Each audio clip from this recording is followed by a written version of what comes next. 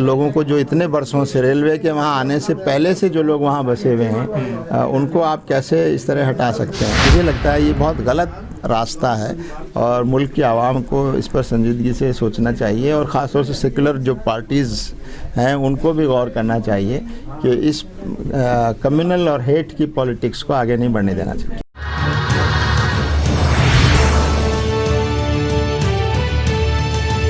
आदाब, मैं हूं अब्बास फजल और आप देख रहे हैं MMC न्यूज़ इंडिया। इस वक्त हम बात करेंगे जमात इस्लामी के नायब सदर इंजीनियर सलीम साहब से। हाल्दवानी मसले पर आज इन्होंने प्रेस कॉन्फ्रेंस की। आइए इनसे जानते हैं क्या है पूरा मामला। देखिए, सुप्रीम कोर्ट ने जो इंटरिम रिलीफ दिया है और हाई कोर्ट के ऑर्डर का सहारा लेकर जो डिमोलिशन करने की कोशिश हो रही थी उसको रोका है। इसके माने ये हैं कि सुप्रीम कोर्ट ये समझता है कि इसमें जो कुछ हो रहा है ठीक तरीके से नहीं हो रहा है और मुझे लगता है कि अब ये मौका मिलेगा कि जो भी वहाँ पे इसके जो विक्टिम्स हैं या जिनको हटाने की कोशिश हो रही है उनके पास पूरे कागजात और दस्तावेज़ात मौजूद हैं, उनको अपनी बात कहने का और कोर्ट में अपनी बात पेश करने का मौका मिलेगा। और अभी तो ये दावा साबित नहीं है कि रेलवे की ज़मीन कितनी है और किस पर किसका कब्ज़ा है और इसमें बहुत सारे कंट्रोवर्शियल चीज़ें आ रही हैं जो हमारी टीम वहाँ जाकर आई है, लोगों से बात करके आई है। तो हमें पूरी उम्मीद है कि अदालत में अगर ईमानदारी के साथ कार्रवाई चलेगी तो यकीनन उनको जो लोग वहाँ हैं वो अपना हक साबित कर पाएंगे। अभी तक उनकी बात सुनी ही नहीं गई, उनके कागजात को ठीक से देखा नहीं गया और रेलवे के पास जो कागजात हैं उनको भी देखने की ज़रूरत है। अदालत उसको भी देखे कि उनका दावा जो है कितना सच्चा है। और दूसरा ये कि वहाँ लोगों ने बताया, हमारी टीम ने, कि लोगों के पास रेलवे के वहाँ आने से पहले के भी वहाँ पे कागजात मौजूद हैं। तो आखिर ये तो अदालत को तय करना होगा कि आखिर इस तरह लोगों को जो इतने बरसों से रेलवे के वहाँ आने से पहले से जो लोग वहाँ बसे हुए हैं उनको आप कैसे इस तरह हटा सकते हैं। तो बहरहाल ये इसमें जो कानूनी नुक्स है और जो प्रोसीजरल नुक्स है, ऐसा लगता है कि स्टेट गवर्नमेंट भी जो है इसमें उसको भी अपना रोल प्ले करना चाहिए और वहाँ के सिटीजन्स के जो राइट हैं उसके लिए वहाँ की स्टेट गवर्नमेंट को भी खड़े होना चाहिए। एक चीज़ ये भी सामने आई वहाँ से ग्राउंड से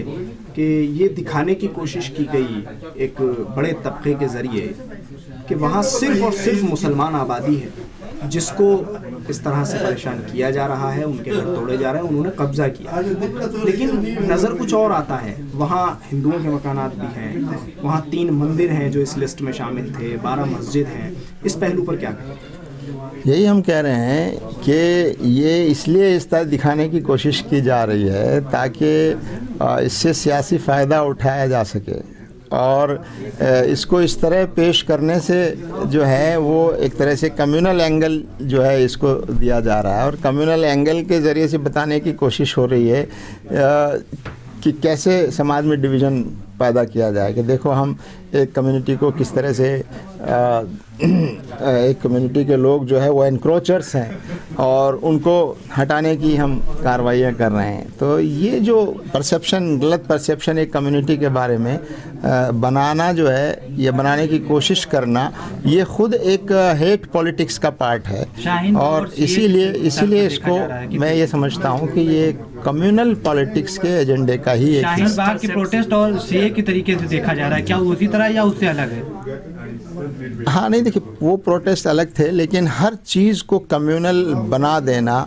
और हर चीज़ को सिर्फ मुसलमानों से जोड़ना और उससे इलेक्शन में फ़ायदा उठाना, ये एक हेट पॉलिटिक्स और कम्युनल पॉलिटिक्स का पार्ट है। सर, कर्नाटक में जिस तरह की सियासत चल रही है, लगातार नफरत फैलाने की कोशिश की जा रही है, उस पर क्या कहना है? वो भी उसी हेट पॉलिटिक्स का हिस्सा है और चूँकि वहाँ इलेक्शन नज़दीक होने वाले हैं इसलिए वहाँ ये चीज़ें और तेज़ी से की जा रही हैं और जो हुकूमत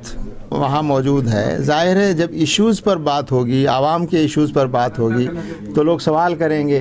तो लिहाजा लोगों का ध्यान असल इश्यूज़ से भटकाने के लिए, लोगों का ध्यान असल मसाइल से हटाने के लिए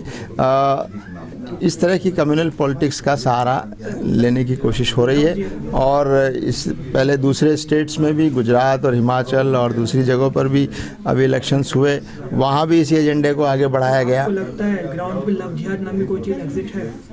एग्जिस्ट करती है? नहीं, हम नहीं, बहुत ही संजीदा लोग जो मुसलमान नहीं हैं और जो लोग हैं वो खुद कहते हैं कि ऐसी कोई चीज़ एग्जिस्ट नहीं करती। लेकिन ये कमाल है इन फासिस्ट और कम्युनल ताकतों का कि जो चीज़ एग्जिस्ट नहीं करती उसको बताना और उसको इतना बढ़ा के पेश करना, और हर वाक़े में कोई कम्युनल एंगल ढूंढने की कोशिश करना, हर क्राइम में कम्युनल एंगल ढूंढने की कोशिश करना, ये मुझे लगता है ये बहुत गलत रास्ता है। और मुल्क की आवाम को इस पर संजीदगी से सोचना चाहिए, और ख़ास तौर से सेकुलर जो पार्टीज़ हैं उनको भी गौर करना चाहिए कि इस कम्युनल और हेट की पॉलिटिक्स को आगे नहीं बढ़ने देना चाहिए। क्या लगता है कि मुसलमानों के लिए कुछ मुश्किलात पैदा हो रही हैं? हालात मुसलमानों के लिए कभी आसानी नहीं थी, और मुसलमान तो मुश्किलात से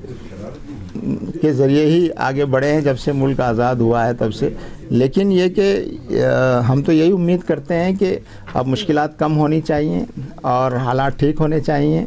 और ये मुल्क के लिए भी अच्छा होगा और मुल्क की तरक्की में भी मददगार होगा कि आप किसी कम्युनिटी को टारगेट करके जो मुश्किल हालात पैदा करने की कोशिश कुछ लोग कर रहे हैं, उसको अगर नहीं रोका गया तो ये मुल्क की तरक्की में बड़ी रुकावट बनेगा।